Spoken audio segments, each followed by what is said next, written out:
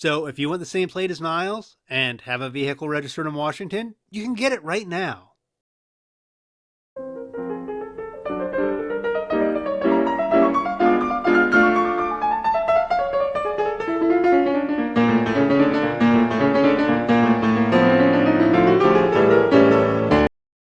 Hello, and welcome back to Frasier Fridays, where all the salads are tossed and all the eggs are scrambled. Today, we're up to episode 9 of Frasier, entitled Selling Out, which originally aired on November 11th, 1993. This episode brought in 25 million viewers, a steep-ish decline of 2.1 million viewers from the previous week. Seinfeld is also down this week with a drop of 1.4 million viewers. This is actually the steepest drop for Seinfeld we've had all season. I'm by no means an expert in TV ratings, but given that this was Veterans Day and starting to move into the holiday season, I'm guessing people were on the road a lot this day, explaining the dip for both shows. This episode was another Andy Ackerman directed episode. Writing this time was Lloyd Garver. This is the first and only episode of the series Garver will write, although he does act as a creative consultant for the previous 7 episodes of the show. A creative consultant is kind of an interesting role, and having one write the episode, given its subject matter, seems exceptionally appropriate. Creative consultants are commonly brought on during the early phases of television episodes to help balance the creative vision with commercial viability. From my understanding, the job typically involves quite a bit of rewriting early scripts, so it makes sense as a creative consultant, Garver would also have a few scripts in him. Garver actually started his career as a joke writer for the game show Hollywood Squares. Keep that in mind, as we have another Hollywood Squares connection in this episode. Hollywood Squares was a tic-tac-toe centered game show, which ran from the 60s to the 80s. From there, Garver went on to get some uncredited television writing spots for Sesame Street, before he got his first credited writing job for a season 2 episode of Sanford and Son. From there, he'd write 1 or 2 episodes for a number of sitcoms, including Happy Days, The Bob Newhart Show, Family Ties, Alf, and Home Improvement. In addition to writing this handful of scripts, he became a regular creative consultant for a lot of shows. Most notably, on both Alf and Family Ties, he worked as a creative consultant for entire seasons. By the early 2000s, Garver retired from consulting and took a handful of writing jobs on Disney Channel shows until around 2008, when he switched to just writing articles for various Hollywood publications. One of the Disney Channel shows Garver wrote for is The Buzz on Maggie. I never watched this show, but, and forgive me, this is my bunny trail for the week, I have actually listened to the theme song a number of times. It's performed by Sky Sweetnam, who I think has had one of the most interesting careers in modern music. Sweetnam started out with a really fun teen pop rock album and was actually opening for Britney Spears by the time she was 16. Her second album wasn't all that successful, and a few years later, she reinvented herself as Sever, the lead singer for the Ontario-based metal band Sumo Cyco. In the span of about 15 years, she went from teen rock to pop to rock to metal to heavy metal. I saw Sumo Cyco at one of their first headline shows last year, and it was a really fun show, albeit somewhat unpolished. With the exception of some of her second album, I've actually enjoyed all of Sweetnam's output, and would recommend it if any of it's a genre you're interested in. Back to Frasier. With episode numbers lining up with production numbers, we're back to our regular intro pattern with the elevator and the Space Needle this week. We start out with our guest caller again this episode, who's not going to propel the plotline this week, but does help us ease into it.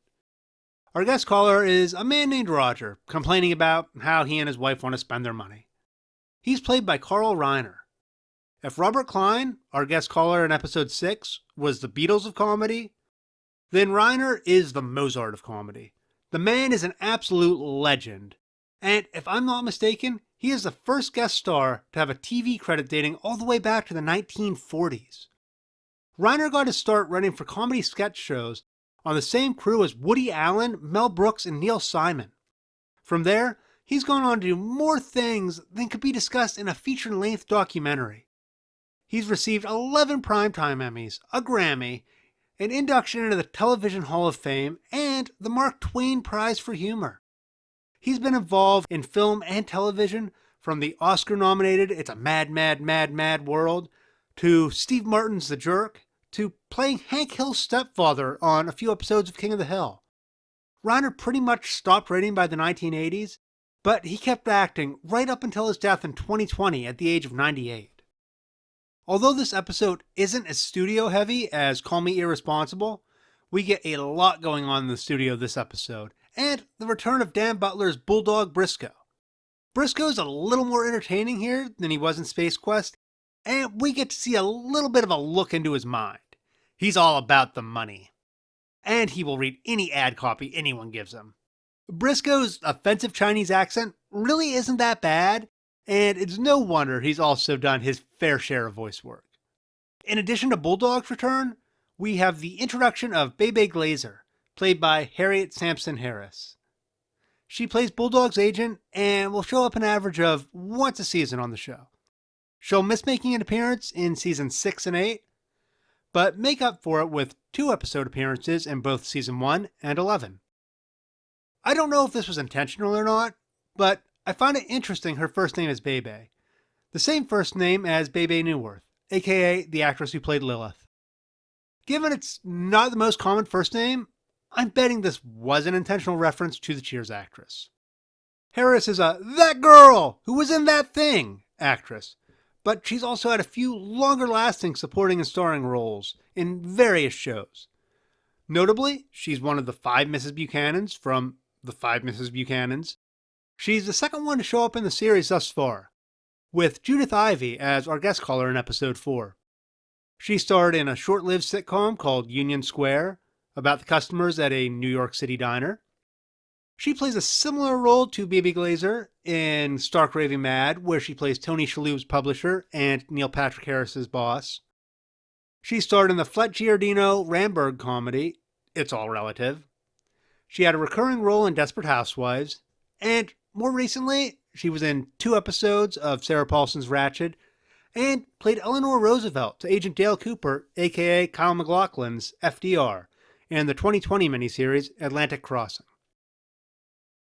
I think it's interesting how many recurring shows we're seeing here between actors, writers, and directors.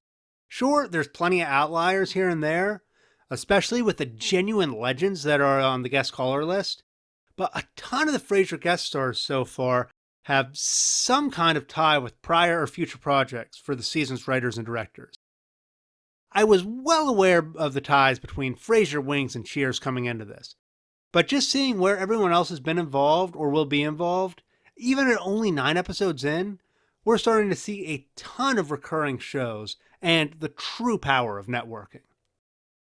Before we move into the rest of the episode, I want to point out this poster in the KACL studio.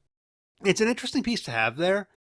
This was actually a promotional poster made circa 1950 by a French artist named Barrick. The text reads, Discus Radio Tele, which means radio, TV, disc. The poster was made to promote the in-home purchase of various entertainment equipment, notably radios, TVs, and records. The space at the bottom, which is blank in the show, was intentionally left that way, so that the store or studio who hung the poster could affix their own logo there. We get a new look into Daphne's background in this episode, discovering she was a childhood TV star for a British show called My Jinkers. I'm sure we're going to get something fun out of this in the future, and I'm hoping it will be as much of a treat as the first Robin Sparkles episode was in How I Met Your Mother. I don't want to do any more research on this because I don't want to spoil it for myself before we get there. From there, this episode just gets plain fun, with Frasier traveling to several new set locations to try the various different products he's being sponsored by, and Kelsey Grammer giving ridiculous ad reads for all the various products he tries. In total, we get the Chinese restaurant, the hot tub store, where we get a fantastic reaction from John Mahoney when Daphne says sitting in the hot tub is like sitting in hot champagne, Not that she's done that very much. Maybe it's just that I'm watching it so much closer, but at this point, it seems like there's a lot more great reaction shots in Frasier than there were in Cheers. Frasier's third and final product sponsorship for the episode is a nut brand, which he doesn't want to sponsor because he doesn't like nuts. This one's pretty interesting and gets us a bit of a dated feel, as Dr. Crane calls nuts an unhealthy junk food. Today, nuts are generally considered good for you. They can be part of both the keto and vegan diets. Their regular consumption has been tied to lower cholesterol, weight loss, reduced blood sugar for the diabetic, inflammation reduction, and a lower risk of heart attack and stroke. It's pretty wild how much nutritional advice on nuts has changed in the last 30 years. Our second new location shot this episode is in the TV studio, where Frasier is going to shoot his commercial for nuts. It looks like a pretty standard backstage spot, and I suspect it's actually just the back of some of the more familiar shooting locations we've already seen. After all, why create a whole new set for one scene when you already have a real one you can use right there? This is the second episode in the series where we've only got one brief Niles scene.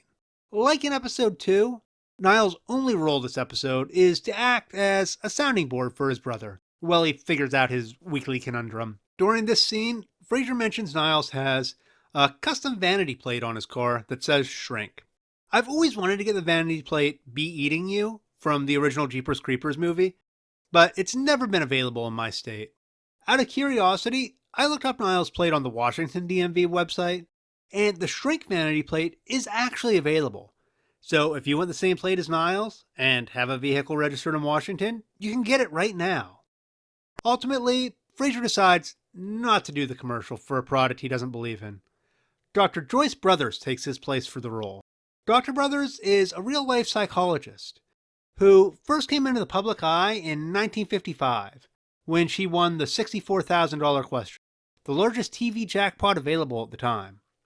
From there, she became a co-host on a number of television and commentary shows and helped write some of the questions for the 1988 Hollywood Squares revival.